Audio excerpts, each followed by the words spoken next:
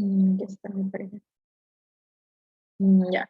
Bueno, buenas tardes a todos. Bienvenidos a un webinar más, el segundo del año, Hidrogeles en Medicina Regenerativa. Este webinar es parte de la serie de webinars de Biomateriales e Ingeniería de Tejidos, organizado por Biontis y MBS, ambas organizaciones de UTEC Perú. Biontis tiene como visión y misión crear este tipo de espacios, ya sea talleres, webinars o proyectos entre estudiantes y profesionales de carreras interdisciplinarias, pero que se sientan apasionados por aprender de estas dos áreas de bioingeniería. Entonces, esperamos que este webinar de hoy les ayude un poco más a interesarse en el tema. Hoy día tenemos el placer de contar con Patricia López. Ella es bióloga especializada en ingeniería tisular y terapias avanzadas con formación en impresión 3D biomédica. Actualmente investigadora predoctoral en ingeniería biomédica en el grupo de investigación Biomateriales, Biomecánica e Ingeniería de Tejidos de la Universidad Politécnica de Cataluña.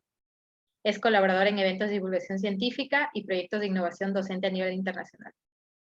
Entonces, sin más preámbulo, Patricia, agradezco que puedas estar aquí con nosotros y te doy pase para que puedas presentar tu exposición de hoy. A los participantes, si tienen alguna duda, la pueden hacer mediante el chat o al final del evento pueden activar su micrófono para hacer las preguntas. Ahora sí. Vale, genial. Muy bien, muy bien. Hola, buenos días, buenas tardes o buenas noches a todos, dependiendo de en función de dónde me estáis viendo. Voy a compartir mi cámara. Bien, hola, ¿se me ve bien? Espero. Hola, un gusto, Patricia. Muy bien, muy bien. ¿Qué tal? Me encanta estar aquí, yo me uno a un bombardeo. Muy bien, entonces voy a proceder a compartir mi pantalla. Vamos a ver, también quiero que... A ver si es que tengo aquí unas cuantas... Un momento. Es que hoy no estoy en mi casa y entonces pues me han dejado varios monitores y esto es mucha tecnología junta hoy. Vale, voy a... Vale. Creo que si yo comparto desde aquí, un momentito, voy a cerrar esto, voy a volver a abrir el archivo mejor, que lo tenía abierto en otro monitor. Vale. Muy bien. Vale. Aquí.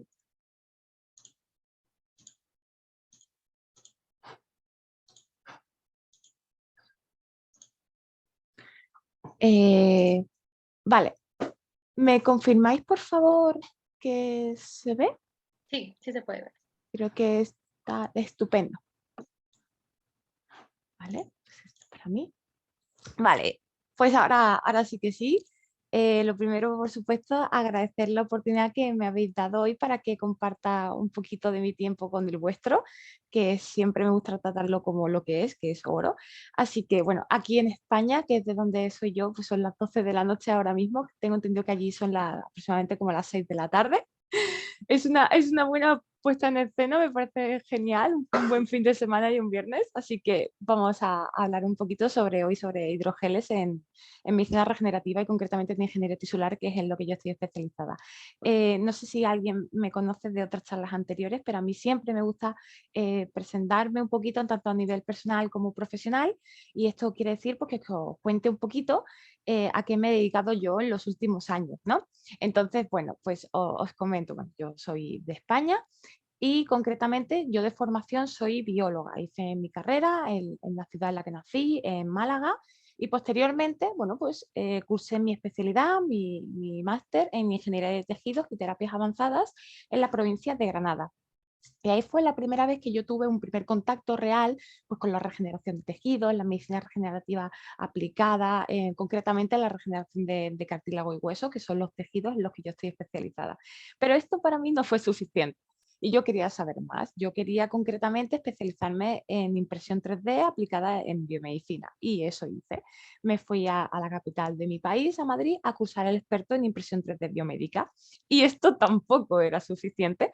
Así que yo quería seguir aprendiendo, esa curiosidad que se generaba en mí pues cada vez era mayor, yo quería ser investigadora y quería pues generar conocimiento en esta disciplina y en estos campos de estudios. Y bueno, pues tengo la oportunidad de tener una beca para cursar mi doctorado actualmente en el grupo BBT de la Politécnica de Cataluña, en la ciudad de Barcelona. Soy investigadora predoctoral en ingeniería biomédica junto a este grupo. Entonces, ¿esto qué significa? Bueno, pues que la generación de conocimiento, el tema de leer papers, artículos, bueno, publicar, ir a congresos, hacer talleres, pues forma parte de mi día a día, tanto a nivel personal como profesional, porque, bueno, soy científica y de ello va mi vida. Pero no solamente creo en la generación de conocimiento, sino también en la transferencia del mismo, tanto a nivel horizontal como vertical. Colaboro activamente en proyectos de divulgación y comunicación científica, hecho por el cual pues yo hoy estoy aquí con vosotros. Muchas gracias de nuevo por la oportunidad. Y bueno, pues que sepáis que creo que la transferencia y la comunicación son aspectos súper importantes y es síntoma de buena ciencia, ¿vale? Y además, bueno, pues os quiero dejar patente, siempre intento dar pequeñas pinceladas de mi mundo y en este caso yo os vengo a contar que ciencia y arte pueden ir perfectamente de la mano. Voy a intentar demostrarlo a lo largo de esta presentación y hablarnos un poquito más de mí. Y también comentaros que quiero que tengáis muy claro que nunca es muy tarde para empezar algo nuevo, ¿no? Siempre podéis volver a empezar a estudiar algo nuevo, cambiar de trabajo, iniciar proyectos, empresas nuevas, en general. Yo os animo y os insto a que si queréis lograr algo, siempre tenéis que intentarlo, ¿no? Y no importa, nunca es suficiente tarde, nunca es muy tarde. Bueno, esta soy yo, ¿no? Mira, cada vez que tengo el pelo cada vez de diferentes colores. Bueno, pues esta soy yo trabajando en el laboratorio, ahí estoy yo con, bueno, comunicación de póster en congresos, en general, pues este es mi día a día.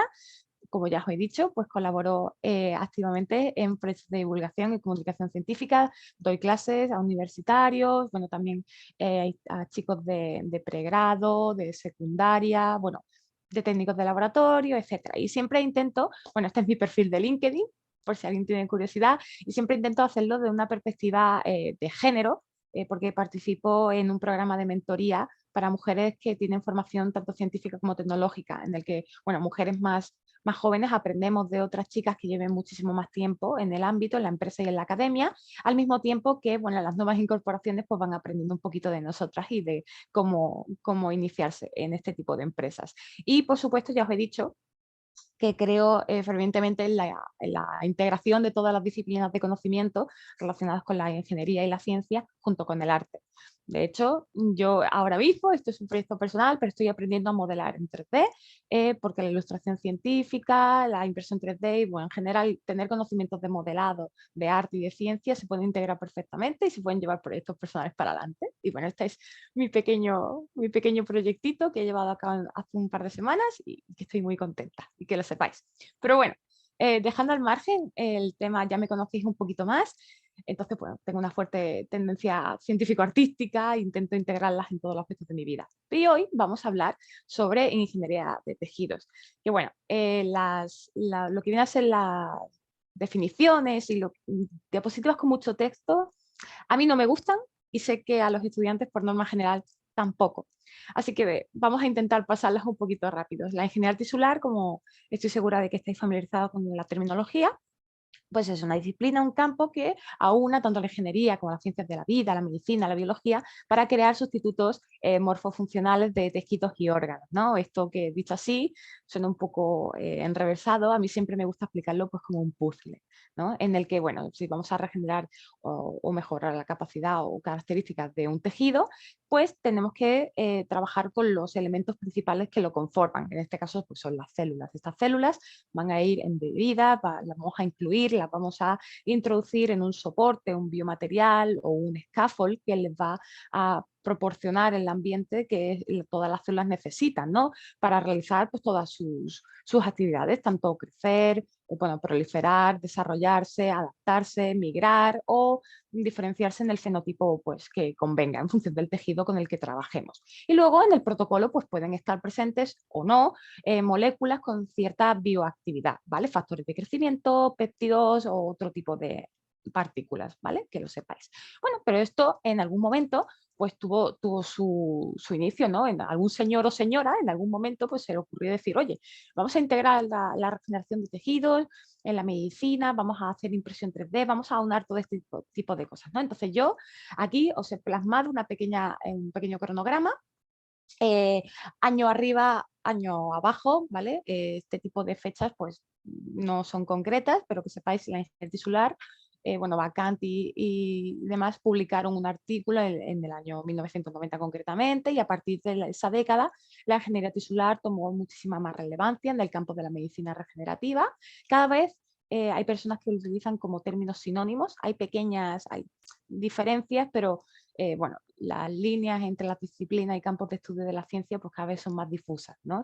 Entonces cada vez están más integradas unas con las otras. Simplemente os he puesto esta cronología para que os hagáis una idea.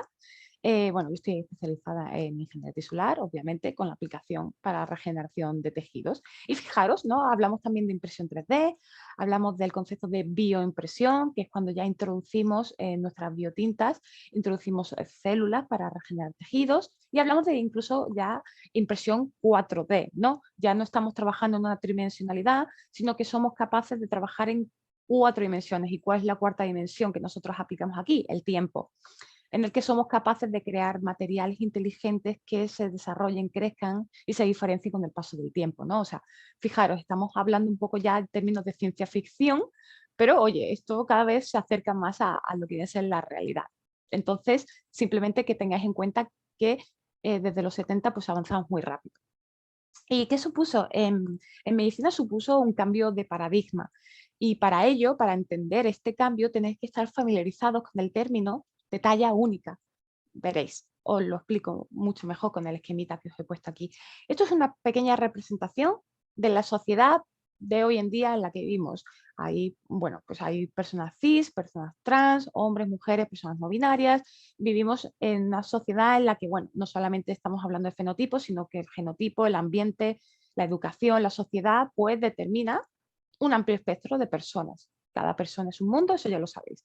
¿Qué es lo que ocurría de forma clásica en medicina? Y esto ocurre cada vez menos, afortunadamente, pero bueno, pues unos mismos síntomas se engloban dentro de un mismo cuadro sintomatológico, un mismo diagnóstico, y a menudo pues una misma enfermedad en personas muy diferentes se trataba de la misma forma, es decir, el mismo tratamiento para todo el espectro de la sociedad, el que ya hemos visto que es sumamente diferente.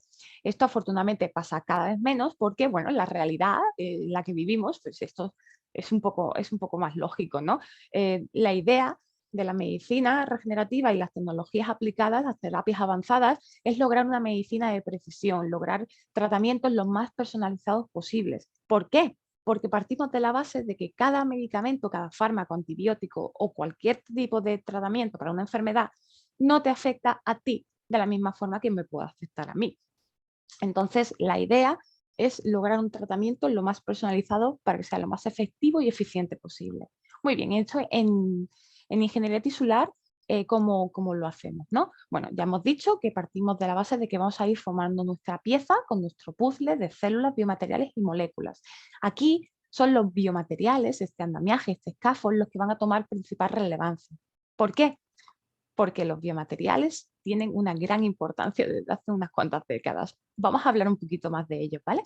Bueno, si buscáis biomaterial en cualquier buscador de tipo Google o Yahoo o cualquiera de estos, os vais a volver locos, porque hay 80 tipos de definiciones diferentes. Esta fue la primera que vio la Sociedad Europea de Biomateriales en la década de los 90, fijaros, ha pasado ya bastante tiempo.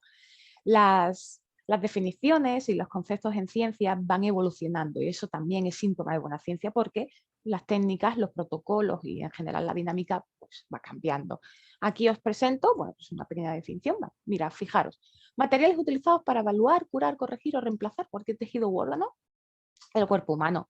El vitalio fue uno de los primeros que tuvo cierta aplicación para implantes dentales, en una aleación de cromo cobalto y molibdeno, pero bueno, que sepáis simplemente que esto era hace bastante. Ahora los biomateriales se utilizan para muchísimas aplicaciones, ¿vale? Tenemos biomateriales que somos capaces de usar para regenerar válvulas cardíacas, implantes dentales, lentes de contacto.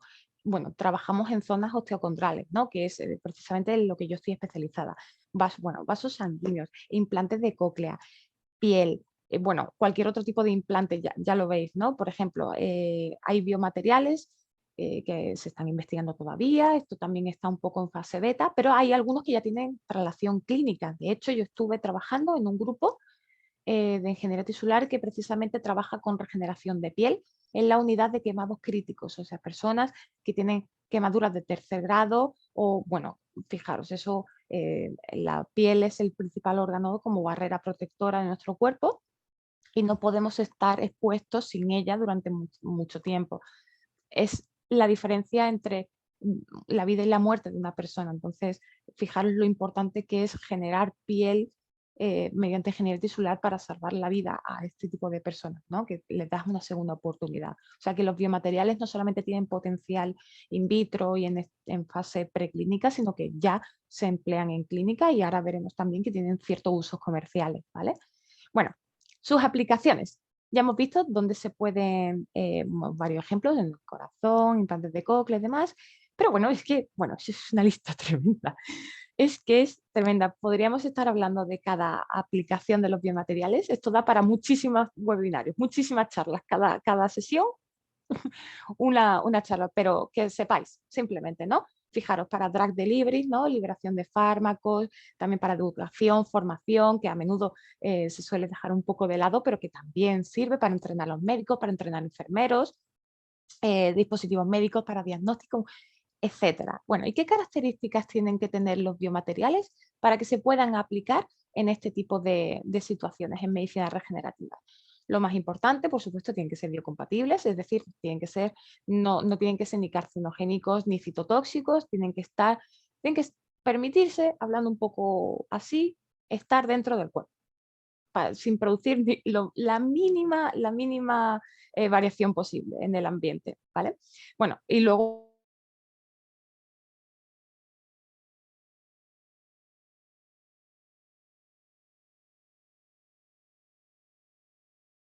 uso a gran escala, pues fijar que sean baratos, que su producción no suponga un alto coste, que se pueda reproducir los implantes de la forma más homogénea posible y por supuesto que sean lo más fáciles de fabricar, precisamente para abaratar costes, bueno, la trazabilidad, un montón de cosas. Simplemente que sepáis que también hay que tener consideraciones respecto a estas características. ¿Esto qué significa?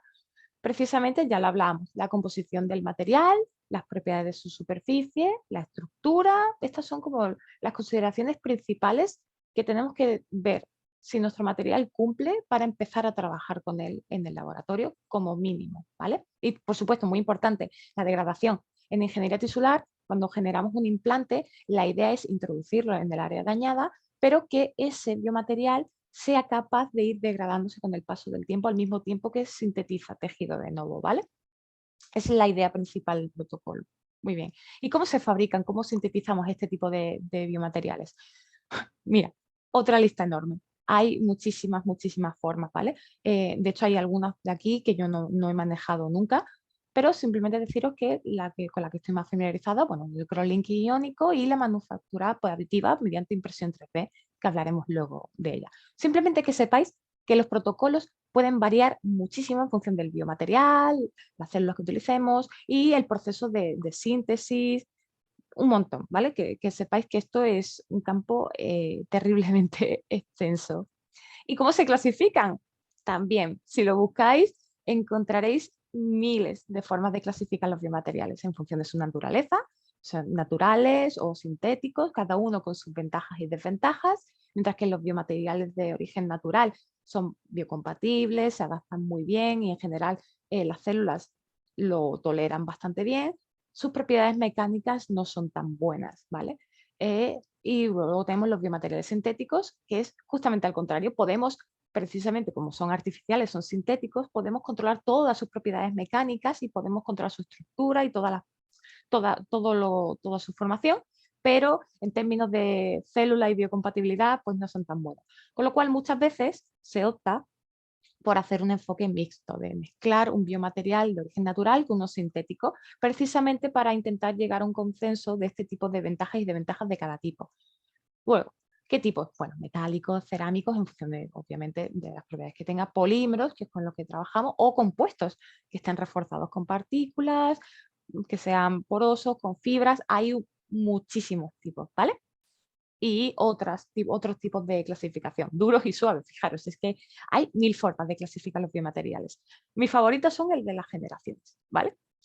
porque creo que se adapta muy bien al trabajo que actualmente realizamos en mi grupo, que, bueno, pues os comento un poquito los biomateriales por generaciones. En un principio, la idea de un biomaterial era que fuera inerte, sustituir una zona dañada del cuerpo por un implante inerte que se quedara ahí y que esa persona iba a tener su implante para toda la vida. Generalmente, pues, implantes dentales o, fijaros, acetábulos, implantes metálicos, implantes de cadera o este tipo de cuestiones. La idea era sustituir y quitar A y poner B y se acabó. Que ese material estuviera fijo durante toda la vida del paciente. Con el paso del tiempo se empezaron a buscar alternativas y ya la idea no es que el biomaterial fuera plenamente inerte, sino que tuviera cierto grado de actividad y que fuera capaz de integrarse dentro del organismo, que tuviera, bueno, que las células se comunicaran con la matriz extracelular y con el paso del tiempo empezaron también a desarrollarse estos protocolos de biodegradabilidad. La pieza A ya no sustituye a B, sino que B con el paso del tiempo va a ir degradándose para dejar que se forme tejido de nuevo, que esta es pues la idea principal de la regeneración per se. No es una reparación, es una regeneración. Luego funcionalizamos materiales. ¿Esto qué quiere decir? Dotarlos de funciones adicionales. A esto me dedico yo también, lo hago con péptidos, ¿vale? Si estáis familiarizados, pues los péptidos son unas pequeñas porciones de las proteínas que tienen una bioactividad asociada en función de los aminoácidos que tengan, ¿no?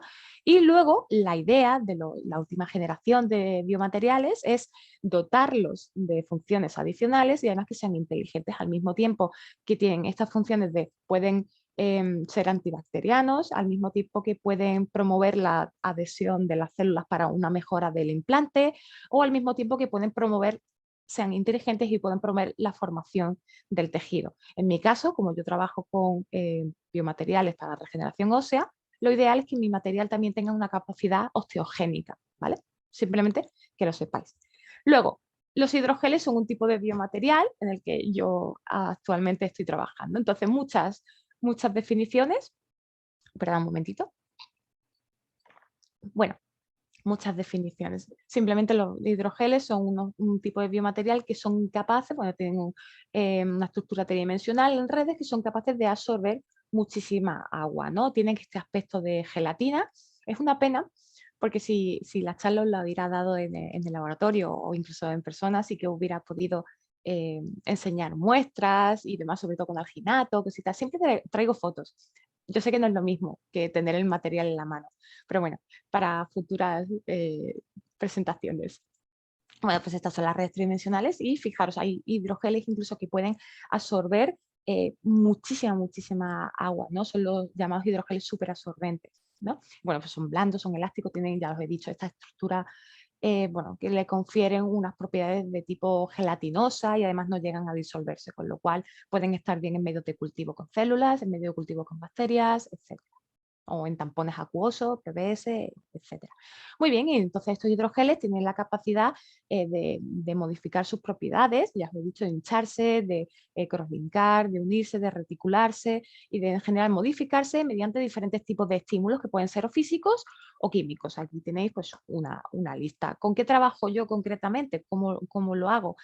Bueno, yo reticulo, yo pues hago el crosslinking que se llama con iones de calcio, ¿vale? Yo trabajo con un hidrogel, que es el alginato, y pues, cuando le añades un sulfato de calcio o un cloruro cálcico, pues se forma ese hidrogel y ahí tenemos nuestra estructura sobre la que podemos trabajar.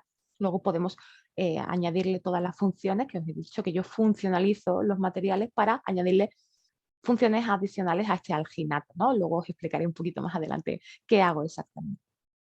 Por todo esto que os he dicho, por todas las propiedades, por todas las ventajas que tienen todos estos biomateriales, los hidrogeles, muchos grupos empiezan a considerar a los hidrogeles los biomateriales del futuro. A mí el término me suena muy potente, me gusta, entonces yo os lo pongo aquí. Luego si queréis hablamos de esto, pero eso es un término que me gusta, ¿vale? Bueno, ¿cuáles son los hidrogeles que típicamente se emplean en mi ámbito de estudio? Pues mira, fijaros, el alginato, el primero, porque es con el que yo he trabajado. Bueno, también he trabajado con fibrina y agarosa, con PEZ, con polietilenglicol, o sea, fijaros, hay un montón y como ya os adelantaba antes, también tienen ya algunos uso comercial, pues fijaros, para drug delivery, ¿no? Que se utilizan sobre todo en la industria dental. Y bueno, aquí tenemos pues, para curar úlceras o para apósitos. Mira, fijaros, ingeniería tisular. Bueno, ahí tenéis arriba, a mí me gusta referenciar todo lo que yo aquí presento por si alguien tiene curiosidad o si alguien quiere pues, ampliar sus conocimientos respecto a este tema, pues ahí tenéis además una revisión bastante extensa para que veáis que fijaros lentes de contacto o bueno, pues otros hidrogeles. Y bueno, hay muchísimos. Yo, como ya os adelantaba, utilizo los biomateriales, concretamente los hidrogeles, para la construcción de tejidos y órganos. De toda esta lista, yo me encargo única y exclusivamente, de momento, de esto, ¿vale? Entonces, ¿cómo lo hago? Bueno, pues aquí vienen los casos prácticos en los que yo he trabajado. Os traigo uno de cartílago y uno de hueso, que son los tejidos con los que yo he trabajado. Bueno, el cartílago articular, ¿vale? Bueno, antes de trabajar, antes de empezar ahí a buscar nuestros biomateriales y demás, lo primero que tenemos que hacer es una amplia revisión bibliográfica sobre el tipo de tejido sobre el que vamos a trabajar. Esto quiere decir que tenemos que conocer cuáles son los elementos que lo componen y su disposición en el espacio, ¿no? Bueno, pues entonces os presento un poquito el cartílago articular, ¿no? Es un tejido que no tiene capacidad de regeneración, es avascular, perdón, aneural y alinfático, con lo cual tiene una tasa de metabolismo intrínseca muy baja y por todo esto su tasa de regeneración per se pues también es sumamente baja. Vamos, el cartílago articular no se regenera, no suele hacerlo. Entonces, bueno, sus componentes principales pues, tienen un gran contenido en agua, hasta un 80%, mientras que el 20% restante, lo que viene a ser su peso seco, pues se puede dividir entre los principales componentes, que son por el colágeno tipo 2, los proteoglicanos o los condrocitos, ¿no? Que son el componente celular principal. A pesar de que están en un 5%, también se encargan de sintetizar el resto de la matriz, de los componentes y bueno, pues son muy importantes, ¿vale? Y desde un punto de vista histológico, el cartílago articular pues, se divide en 4 capas, ¿no? Que tenéis ahí referenciadas, fijaros, desde la parte de arriba una capa superficial, luego tenemos una pequeña capa de transición, una capa profunda y una capa calcificada. Y justo por debajo pues, se encuentra bueno, la placa subconral, ¿no? El hueso. Entonces, quiero que os fijéis en que en cada capa, bueno, hice el dibujo lo mejor que pude, lo prometo, ¿vale? En cada capa la disposición de los elementos es diferente. No existe la misma concentración ni la misma disposición de condrocitos en la capa superficial que en la capa calcificada, ¿vale? Quiero que entendáis esto porque no solamente hay que conocer los elementos que lo componen, cómo se disponen, sino también cómo interactúan entre ellos. Esto es muy importante, ¿vale? Nos servirá para trabajar en el futuro. Hay que hacer un estudio muy, muy extenso antes de empezar a trabajar.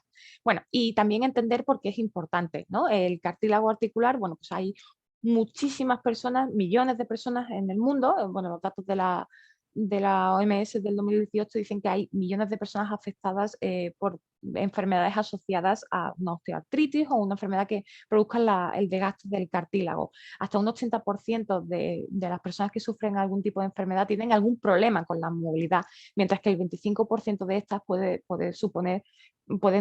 tener algún tipo de problema, incluso llegando a la discapacidad, ¿no? O sea, es un problema que necesita solución, necesita que investiguemos y bueno, en ello estamos. Entonces, en la ingeniería tisular propone un enfoque mediante células, biomateriales y nuestras moléculas de señalización, como ya lo hemos dicho antes. ¿Qué hay actualmente que podamos incluir dentro de la ingeniería tisular para regenerar el cartílago, para tratar estos daños condrales, ¿no? Pues tenemos los implantes de condrocitos. ACI, que son los implantes de condrocitos autólogos, y los MACI, que son los implantes de condrocitos autólogos mediados por matriz. Es importante diferir entre ACI y MACI porque ACI per se es una técnica que entra dentro de la terapia celular, mientras que MACI, cuando utilizamos esta matriz, lo que viene a ser este material, este biomaterial, este scaffold, ya entra dentro del consenso de terapia de ingeniería tisular, ¿vale? Entonces vamos a verlos un poquito. Aquí tenemos los ACI, ¿vale? De primera generación, implante de condrocitos autólogos. La idea es, bueno, tenemos aquí nuestro paciente, no sé si veis mi cursor, pero tenemos un paciente con un daño condral y bueno, la idea es tomar mediante una biopsia una pequeña fracción de cartílago y aislar nuestros condrocitos. Llegar al laboratorio, cultivar, expandir y luego colocar todos los condrocitos justamente sobre la placa subcondral en el área dañada.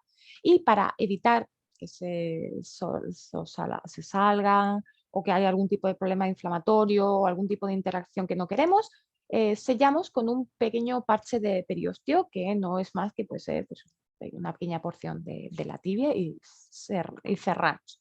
Con la idea de que, bueno, pues que esto se regenere. ¿Vale? Esto es terapia celular. Mientras que los MACI, mediados por matriz, ahí ya tomamos nuestra biopsia, aislamos nuestros condrocitos o bien trabajamos con células madre y los diferenciamos.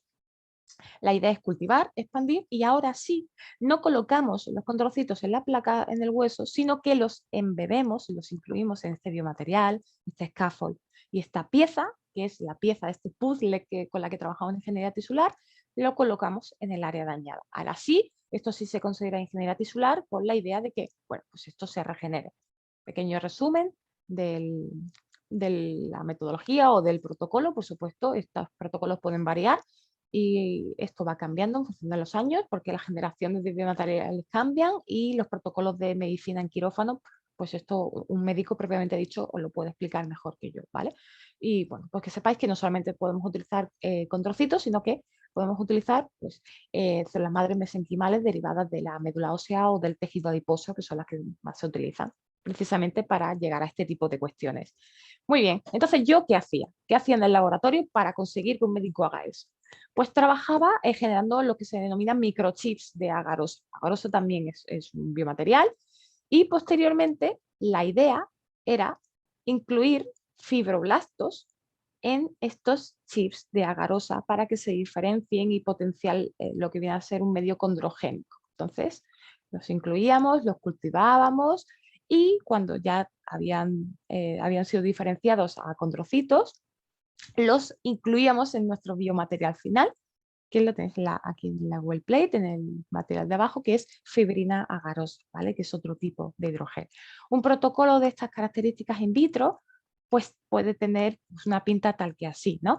Fijaros, hay que hacer técnicas de todo tipo. Tenemos que ver si las células están vivas, tenemos que ver si tienen cierta actividad, tenemos que tener nuestros controles positivos, controles negativos. También podemos realizar tinciones gracias a la histología o bueno, técnicas de inmunohistoquímica para ver si efectivamente lo que yo quiero que sean condrocitos, pues son condrocitos. Si todos los componentes del cartílago están presentes, recordad, el colágeno era muy importante, el colágeno de tipo 2 concretamente, nuestros proteoglicanos, podemos hacer muchísimos tipos de técnicas en laboratorio para ver que todos los elementos están donde tienen que estar, ¿no? Y que las células están vivas y están bien. También podemos hacer, bueno, PCR, técnicas de biología molecular, etc. La idea es ir haciendo checkpoints a medida que va pasando el tiempo y ver que todo el implante va madurando correctamente.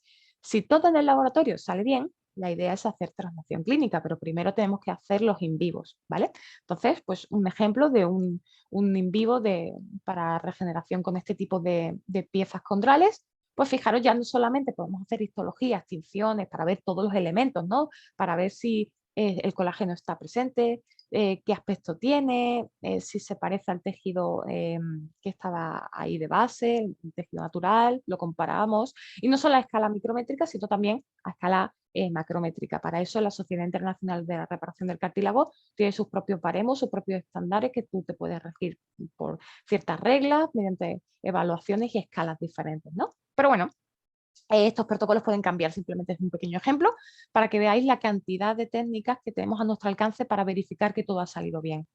Luego, ¿qué más? ¿Qué más he hecho?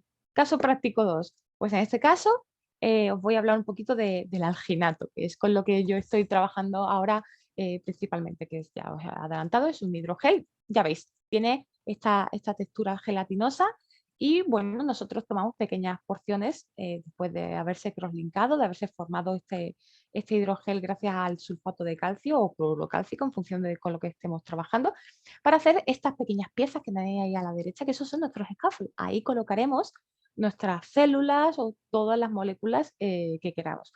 Yo ya os he también adelantado antes Os he ido contando la charla como así un poco dispar, pero bueno, espero que lo hayáis entendido todo.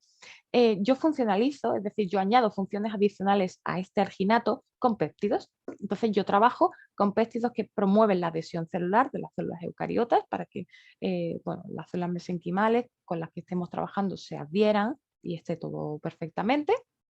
También trabajo con péptidos antimicrobianos, un derivado de la toferrina, para evitar precisamente las infecciones por estafilococos aureus, pseudomonas aeruginosa o este tipo de gram positivas y gram negativas. Siempre trabajamos con los dos modelos que hay que verificarlo todo. Porque uno de los principales fallos que suelen tener los implantes óseos en los pacientes es la formación de biofilms bacterianos.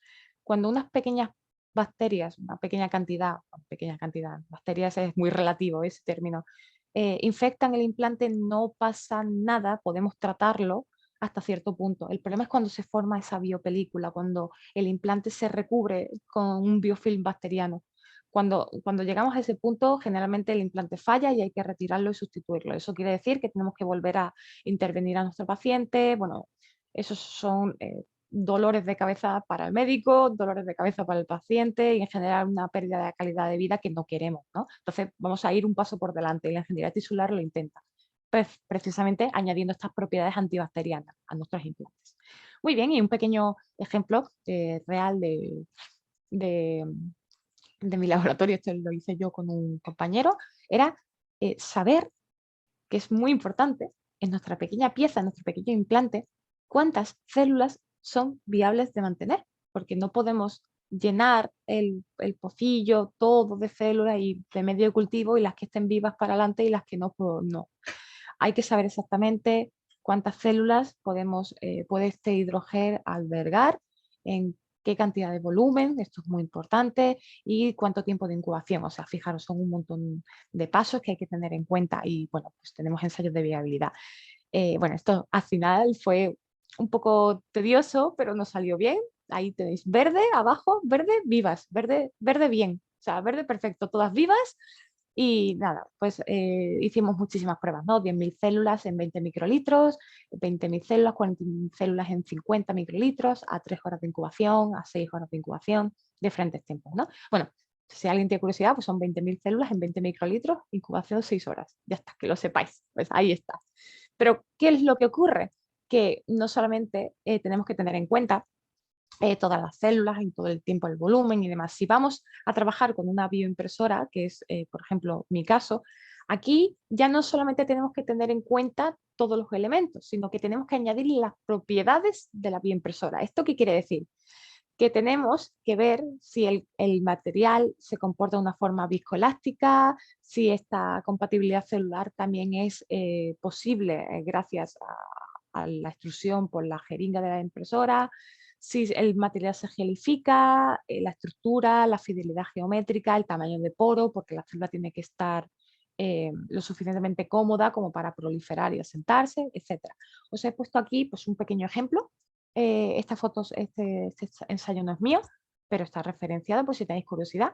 Fijaros, trabajamos aquí tenéis en la parte izquierda de la diapositiva, concentraciones de 1% del biomaterial. Es bastante más líquido, pero a medida que vamos aumentando la concentración, ese porcentaje, fijaros, el material empieza a gelificar incluso antes de terminar de salir por la jeringa de la extrusora. Y aquí, bueno, pues tenemos pequeñas gotas. No sé, ¿lo veis bien? Sí, ¿verdad? Aquí es como más líquido y aquí pues ya es un comportamiento más viscoelástico y, bueno, hay que llegar a un consenso de todo. Hay que tener en cuenta que las células estén vivas porque las células mesenquimales son muy exquisitas, ¿vale? Las células de cáncer, un osteosarcoma o células de cáncer, te aguantan todo. O sea, tú las centrifugas 8 veces, te aguantan muchísimo, crecen súper bien, pero las células mesenquimales son especiales, ¿vale? Si las centrifugas mucho, se te mueren. Si las pasas por la jeringa de la bioimpresora más de la cuenta, se te mueren. Si no le pones exactamente el medio de cultivo, se te mueren. O sea, hay que tener en cuenta muchísimas cosas, ¿vale? Quiero que entendáis la complejidad de este tipo de cuestiones y por eso es tan difícil conseguir una pieza perfecta que logre la regeneración del tejido. Simplemente para que sepáis. Y esto obviamente pues también tiene sus limitaciones, ¿no? Limitaciones asociadas a los biomateriales. ¿Os acordáis de todas las consideraciones que pusimos al principio, que teníamos que ver la composición, las propiedades de superficie, la mecánica, etcétera? Bueno, no existe el biomaterial ideal, ¿vale? Ya hemos dicho, las naturales tienen unas propiedades y unas ventajas y desventajas, los sintéticos otros, etcétera. Las propiedades de superficie, tampoco. La interacción entre célula y matriz todavía se está estudiando y, por supuesto, yo os puedo hablar de hueso, que es lo que ahora mismo estoy trabajando en mi tesis, pero imaginaros en órganos muchísimo más complejos. Por norma general, lo difícil en la ingeniería tisular no es recrear un tejido per se o incluso intentar formar un órgano, es conectarlo todo, ¿no? Entonces, es uno de los principales retos asociados a este tipo de campo. Luego, la estructura, aún en discusión. El tamaño de poro es un drama. En cuestiones de hueso, al principio decían que 100 nanómetros era un buen tamaño de poro para que la célula estuviera bien dentro del biomaterial. Luego dijeron que 200, ahora que 500. Por consenso se estipula que entre 200 y 400 nanómetros es un tamaño de poro aceptable. El alginato, por ejemplo, tiene esos tamaños. Entonces, pues podemos luz verde para seguir. Bueno, la mecánica estructural. No vamos a comparar el tipo cerámicas con hidrogeles con lo que viene a ser pues, la reología o estudios de reómetro que pueden ser asociados al hueso. No son equiparables todavía. Poco a poco se van consiguiendo tener las capacidades, pero todavía no. Y, por supuesto, los tiempos de degradación, ¿no? Estos implantes tienen que biodegradarse lo antes posible, pero llegar también a la idea de que se vaya formando tejido al mismo tiempo que se vaya degradando. No puede ir una cosa por encima de la otra. Entonces hay tiempos que todavía no están estipulados, no están como optimizados. Pero bueno, esas son nuestras limitaciones, pero hay que seguir mirando hacia adelante, hay que seguir trabajando y bueno, el tema de bioimprimir órganos, es que esta imagen me parece preciosa, siempre la pongo, es que me encanta. Bioimprimir órganos es el target ideal, ¿no? de la ingeniería tisular, de lo que hace la bioingeniería, ingeniería biomédica aplicada en medicina. Por supuesto, nos basamos en nuestro consenso de estipular que todos los tejidos, nuestros protocolos tienen que tener los elementos y si trabajamos con tecnologías de impresión, también tenemos que saber cuáles son pues, sus características principales y conocer la metodología que tenemos asociada. Las tecnologías de impresión 3D, ya no sé si estáis más o menos familiarizadas con esto, pero bueno, pues son unas tecnologías que nos permiten mediante alta precisión pues crear una estructura capa a capa, ¿no? Controlando todas las propiedades y pudiendo reproducir los mismos modelos a un bajo coste, pues las veces que queramos. Entonces, hay muchísimos tipos de tecnologías de impresión 3D. Las tecnologías de impresión 3D son un conjunto de tecnologías, ¿vale? Bueno, tenemos la polimerización en cubeta, que son las típicas impresoras conocidas como resina, en el que, bueno, pasa un haz de luz y se fotopolimeriza en una cubeta en estado líquido, que es la resina. También tenemos la impresión a base de polvo, en la que, como su propio nombre indica, pues el material está en estado, es polvo, ponemos una capa de polvo, llega un láser y se polimeriza. La máquina automáticamente pone más polvo, llega un láser, se polimeriza y se va creando capa a capa. Este tipo de tecnologías normalmente se utilizan también para impresión de metales, ¿no? Titanio, cromo cobalto, este tipo de... porque es más fácil manejar el metal en polvo. Bueno, y luego impresión a base de gotas o extrusión en función de si el polímero pues, está en estado líquido o está fundido. Las impresoras a base de extrusión también se llaman DFDM, son las típicas, que son las como más conocidas, que son las que tienen el rollo, va pasando y como una manga pastelera se va formando la pieza. Y la bioimpresión 3D es aplicable en medicina, por supuesto, ya lo hemos dicho, y las principales técnicas pues, son la de extrusión, la de la tinta y la de la luz. Y como también os adelanté antes, no solamente tenemos que tener en cuenta los elementos y cómo se disponen en el espacio y tal, sino cómo se enlazan o cómo interaccionan entre ellos. Y esto en el cartílago era sumamente importante. ¿Os acordáis que os dije? El cartílago tiene 4 capas y no todos los elementos se disponen de la misma forma en cada capa. Pues esto, a la hora de reproducir, tener un enfoque biomimético a la hora de reproducir el mismo tejido, el mismo órgano, es fundamental tener esto en cuenta, ¿no? Aquí os dejo un estudio, por ejemplo, en el que una de las primeras veces que un grupo consiguió bueno, pues generar una estructura cartilaginosa en gradiente por precisamente esta estructura en capas.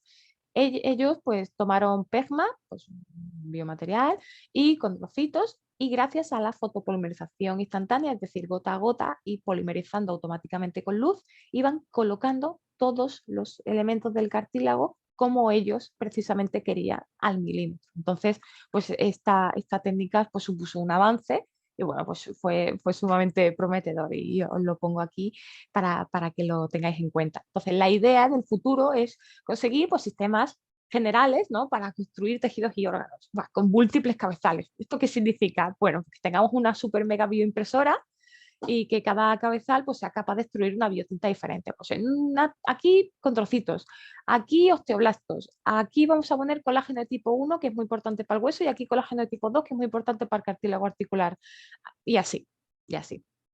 ¿Esto se ha conseguido? Sí, poco a poco, poco a poco. Este grupo consiguió precisamente imprimir una pequeña pieza, ahí tenéis por supuesto el estudio referenciado.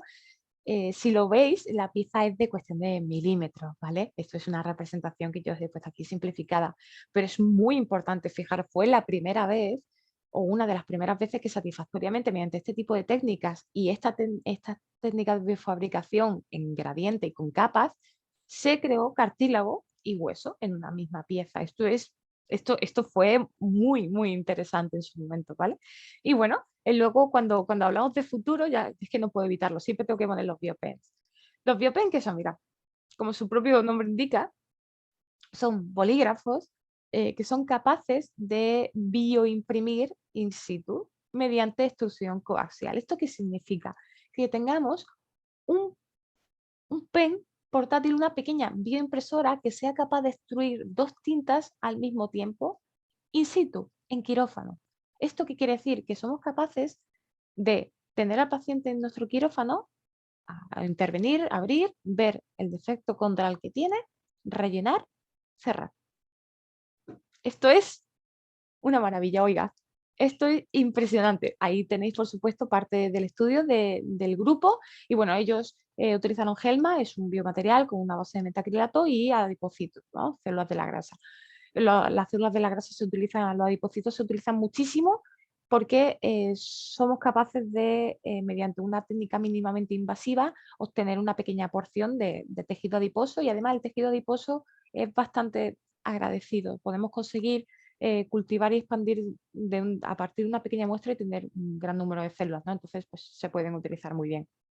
Y bueno, esto, desgraciadamente, este conjunto pues también tiene sus limitaciones, ¿no?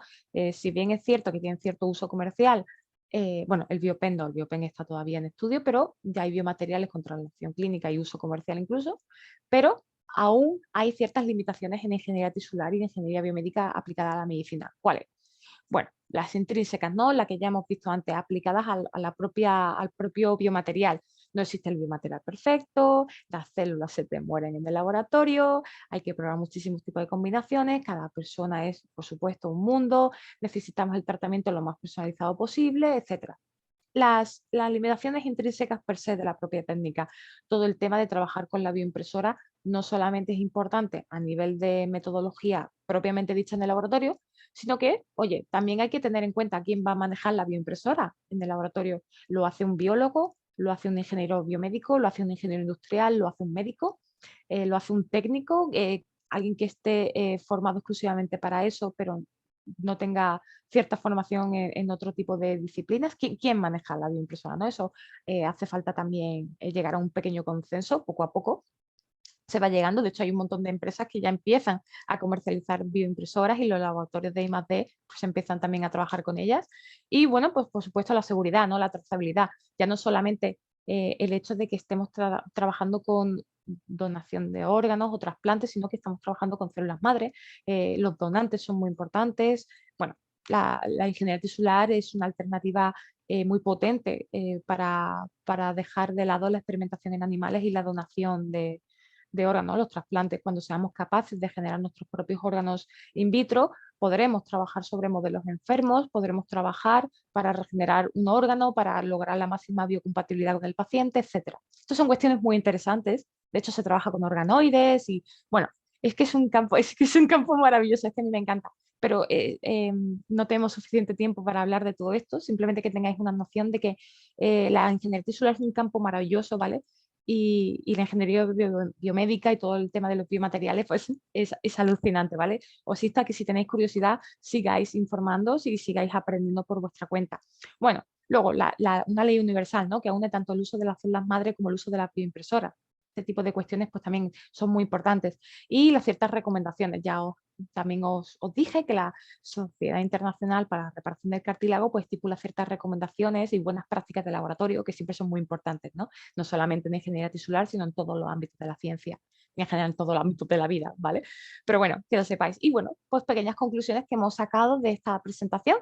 Pues fijaros, aquella cronología que yo puse, ese cronograma, son desde los 1970, fijaros, 3-4 décadas, poco tiempo todavía, pero va muy rápido, van evolucionando, necesitamos un protocolo personalizado para este tipo de pacientes, la medicina de precisión, tratar cada defecto de la forma más individual posible y desde un punto de vista multidisciplinar, ¿no? Trabajar con ingenieros, trabajar con biólogos, trabajar con farmacéuticos, trabajar con todo. Hace falta un enfoque multidisciplinar y los grupos necesitan integrar diferentes profesionales de diferentes campos, porque un mismo problema, visto desde diferentes perspectivas, pues es muchísimo mejor abarcarlo, ¿no? Y bueno, pues que sepáis que es un gran desafío con muchas expectativas de futuro, porque la ingeniería de tejidos, la medicina generativa, la bioingeniería, pues son emergentes, son disciplinas y campos que son relativamente nuevos y están actualmente en desarrollo. Y estas son mis redes sociales, que me podéis seguir, ¿vale? Tengo Instagram, tengo Twitter, me podéis hablar por email, me podéis seguir en LinkedIn si queréis también. Y yo, como siempre, os doy las gracias por vuestro tiempo, que es oro, y espero haberlo tratado como tal. Y quedo a vuestra total disposición. Recordad que yo todavía estoy aprendiendo también, no tengo todas las respuestas, pero estoy igualmente interesada en lo que me podáis comentar, que seguro que es súper interesante y yo también aprendo mucho de vosotros. Así que muchas gracias por escucharme y estar conmigo este ratito. Muchas gracias a ti, Patricia, por la sesión de hoy. En realidad ha estado muy interesante, muy inspirador todos los proyectos que has hecho a lo largo de este tiempo. Y creo que a todos los que estamos presentes nos ha motivado para seguir este camino de la ingeniería de tejidos y de impresión. Y ahora llegó el momento que estaban esperando de las preguntas. Si es que tienen alguna, pueden ir colocándolas en el chat o abrir su micrófono. Entonces, mientras tanto, creo que vamos esperando que piensen en algunas. Ahí, ahí, Daniela, sí. Pues, Buenas noches con todos. Primero agradecer la charla tan interesante. Yo tenía una duda cuando mencionaste que el hidrogel se le creaba un biofilm de bacterias. ¿Cómo se corregía? Mencionaste que lo corregían, pero quisiera saber cómo lo hacían. Hola, muchas gracias por tu pregunta. Me parece súper interesante porque la infección de los implantes es uno de los principales fallos a tener en cuenta, ¿vale? El problema es que cuando incluimos el implante dentro del organismo del paciente, si ya se forma el biofilm in situ dentro del propio organismo, es muy difícil corregirlo. Hablamos dentro del propio paciente, ¿vale? Dentro ya el implante colocado. Entonces ahí normalmente lo que hacemos es retirar el implante y colocar uno nuevo, con una segunda intervención, una intervención adicional. Pero cuando trabajamos en laboratorio, afortunadamente in vitro podemos controlar muchísimo más pues todas las propiedades, ¿no? Nosotros intentamos ir un paso por delante, añadiendo estas funciones antimicrobianas a los hidrogeles de alginato, ¿vale? Yo añado péptidos de lactoferrina, bueno, LF111 es un derivado de la lactoferrina, precisamente para evitar estas infecciones antes. Si ocurrieran, entiendo que gracias a MPs o péptidos antimicrobianos o bien técnicos con fármacos clásicos como gentamicina o cualquier otro, se podrían corregir hasta la formación del biofilm. Cuando se forma el biofilm sí que es muy difícil, corregirlo. Siempre tenemos que ir como un paso por delante, intentar evitar llegar a ese punto. No sé si he respondido a tu pregunta. Sí, muchas gracias.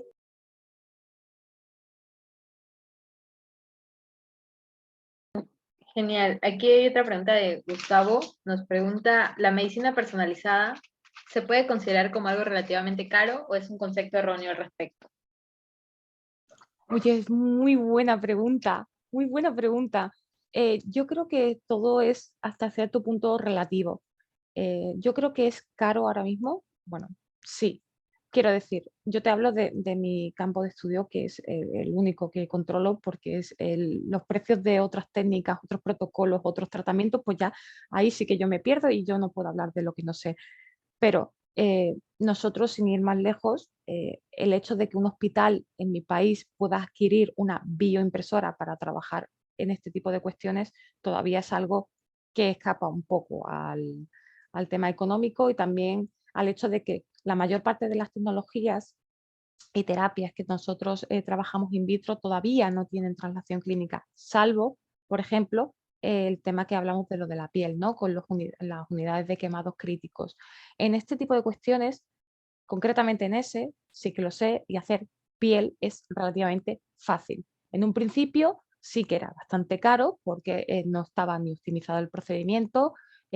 Bueno, las cosas de Palacio van despacio y eso no solamente no abarata los costes, sino que también eh, gasta tiempo, o sea, el paciente no puede esperar, eso es calidad de vida, son muchísimas cosas, ¿no? Pero a medida que se van implantando, a medida que va la traslación clínica, los costes se van abaratando, eso por supuesto, eso tiene que ser así, vamos, espero de corazón que sea así y espero de corazón que este tipo de cuestiones, dentro de X años, todavía falta, no sea necesario cuestionarse si alguien puede acceder a este tipo de tecnologías porque sea caro o no.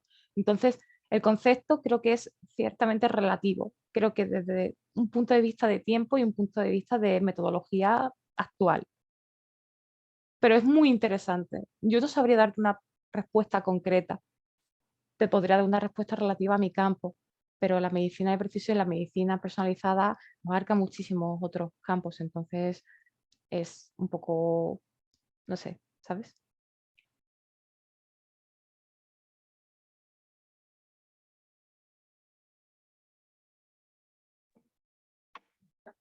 Gracias, Patricia. Otra pregunta de parte de los participantes. Si no, por el momento, yo tengo una pregunta. Patricia, al inicio mencionaste que habías trabajado en un proyecto para justamente piel, para pacientes quemados. ¿Podrías comentarnos un poco más de ello? No sé qué biomateriales quizás usaron o cómo fue el Sí, proceso. sí. Sí, o sea, yo no trabajé en esa línea de investigación, pero estuve con el grupo que trabajaba. Entonces sí que conozco que trabajan con fibrina garosa, ellos tienen la patente de ese biomaterial.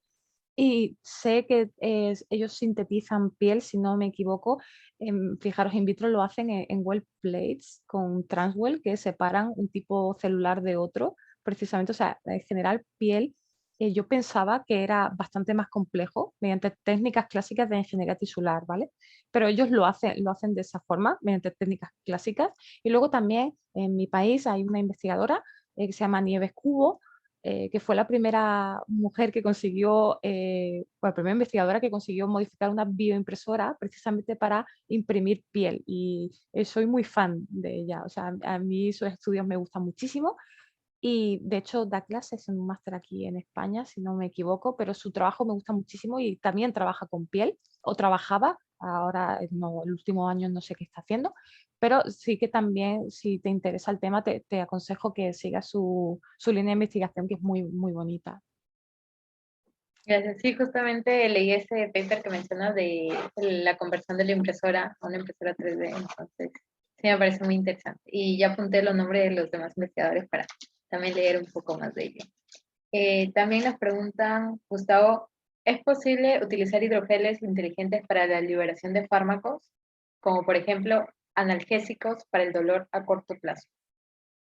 Sí, sí, los hidrogeles se utilizan, puedes utilizar incluso alginato. El alginato lo bueno que tiene, como otros tantos biomateriales, es que puedes modificarlo. Puedes hacer esferoides o puedes encapsular bueno, pues cualquier tipo eh, de fármaco para la liberación. La idea es que el hidrogel, como tiene esa capacidad de degradación, se vaya degradando paulatinamente para que vaya liberándose el fármaco dentro del área. Sí, sí se utilizan y se llevan utilizando muchísimo tiempo. Y no solo alginato, ¿eh? Yo hablo de alginato porque es lo que yo más conozco y sí que tengo conocimiento sólido sobre ello, pero se utilizan otros muchos tipos de hidrogeles. De hecho, puedes hacer una búsqueda muy rápida en internet, drug delivery hydrogels, y vamos, tienes ahí 2 tardes si quieres, si se utilizan.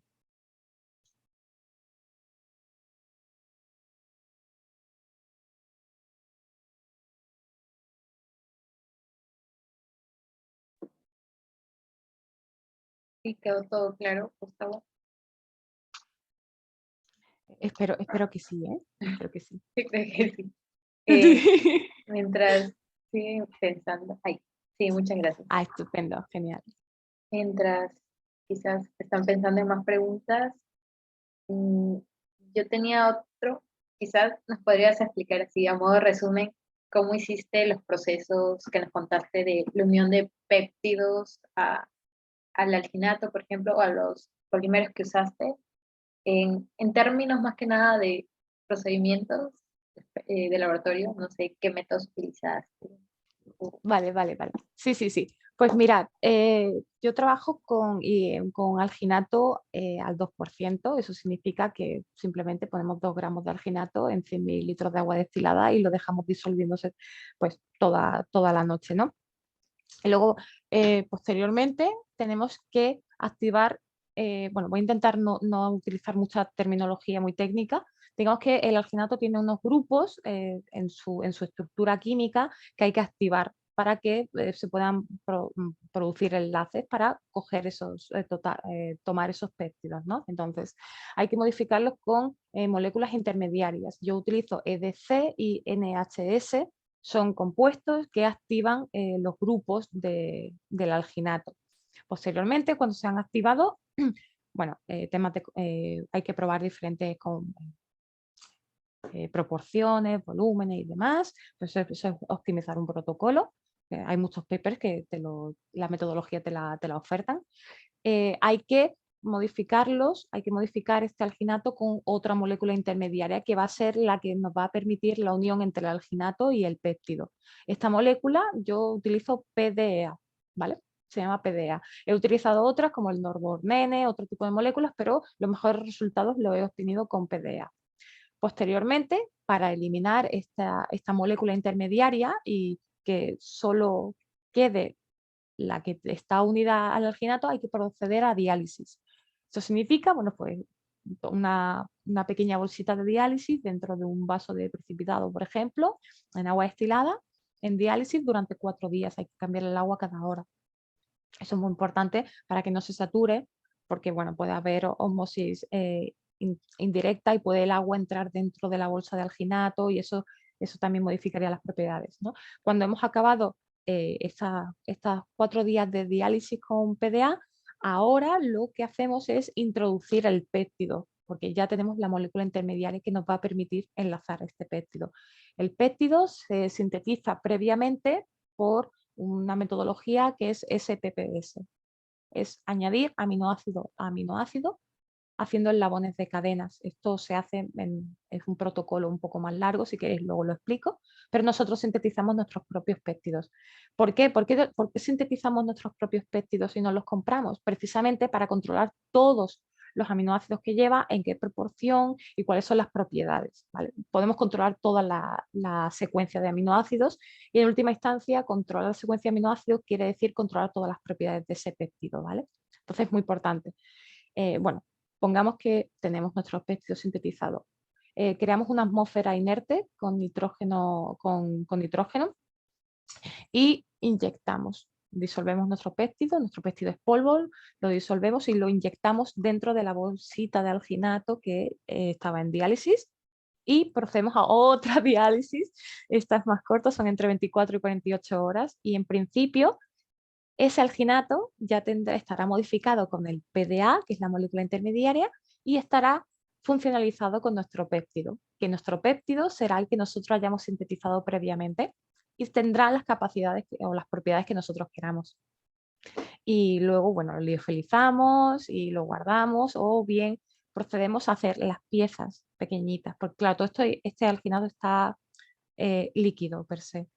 Luego añadimos sulfato de calcio o cloro cálcico para crosslinkar y para hacer esa gelatina y con moldes obtenemos nuestra pieza, que son las piezas pequeñitas a las que luego le añadimos las células o luego le añadimos las bacterias.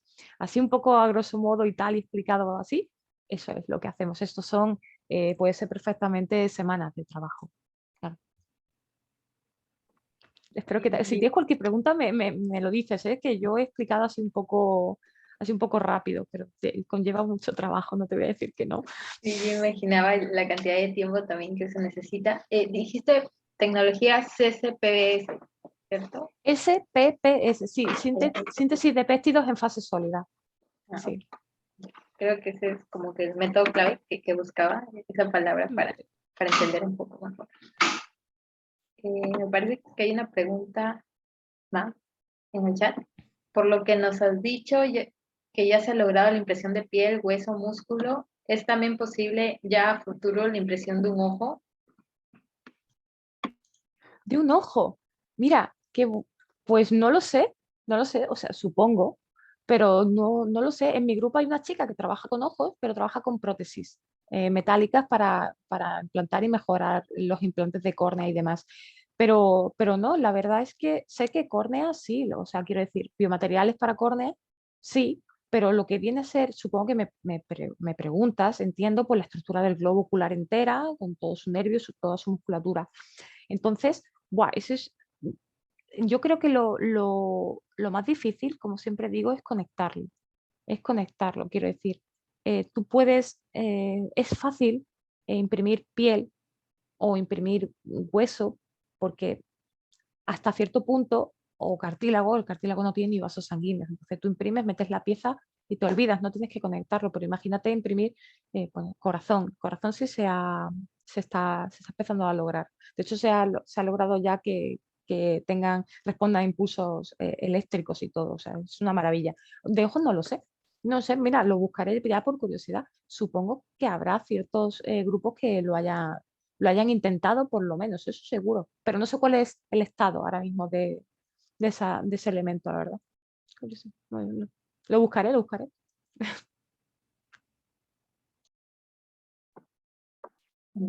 Ya. ¿Alguna otra pregunta? Los asistentes.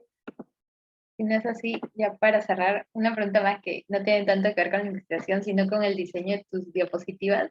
¿Has usado una plataforma específica aparte de BioRender? Porque no parecían de BioRender los diseños. No, tengo sí que es verdad, muchas gracias, no me suelen preguntar por esto y la parte de arte es una parte de la que me encanta hablar.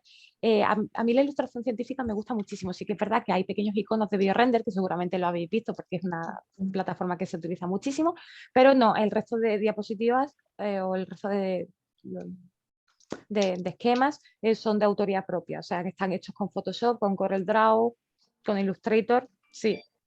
Wow. Sí, sí. ¿Qué Es que me gusta mucho, sí. De hecho, ahora estoy empezando a aprender a modelar en 3D en Blender y Maya con mi novio claro, él es animador 3D y yo estoy aprendiendo a modelar en 3D. Entonces, el tema de ilustración científica, pues las típicas animaciones de virus o moléculas y demás, pues nos gustaría hacer cosas en conjunto, porque creo que tiene mucho potencial. O sea, siempre, claro, yo siempre digo que no hay mejor explicación para un científico que lo que tú mismo puedes hacer. Entonces, si yo soy capaz de dibujar y soy capaz de hacer perfectamente lo que yo quiero plasmar, no tengo que estar buscando una imagen que sea, voy directamente a plasmar lo que yo quiero de la forma más sintética posible y creo que, no sé, tener formación en arte y en ciencia a mí me ha abierto muchas puertas, estoy muy contenta. Pero sí, simplemente yo estuve en la escuela de arte y yo aprendí y tengo amigos que me están enseñando a dar el salto de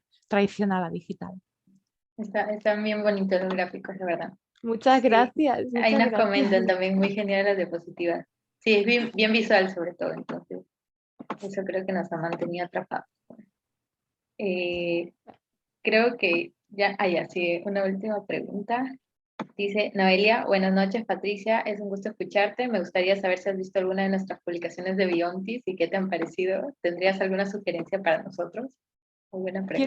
Quiero volver, esa es mi sugerencia, quiero volver. No, sí que he visto, sí que he visto en Instagram y demás y me parece muy, muy bien porque sintetizáis muchísimo. O sea, a menudo para explicar conceptos tan complejos, sí que es verdad que te puedes perder, puedes irte por las ramas y hay muchísima información, sobre todo si tú quieres explicar un campo tan amplio como los biomateriales o los organoides, por ejemplo, que creo que también habéis hablado de ellos, es muy difícil hacer una diapositiva muy visual con la información justa y no irte por las ramas, y creo que eso lo hacéis muy bien. Entonces, en principio, mi comentario es muy bueno. A mí me ha gustado mucho lo que he visto, de verdad. O sea, ese es mi comentario.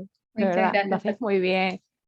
Justamente eso es lo que queremos, como que tratar de sintetizar lo que podamos y hacerlo entendible para alguien que quizás no es especialista en el área o sabe del tema. Claro. Y bueno, ahí seguimos trabajando en esa parte. Sí.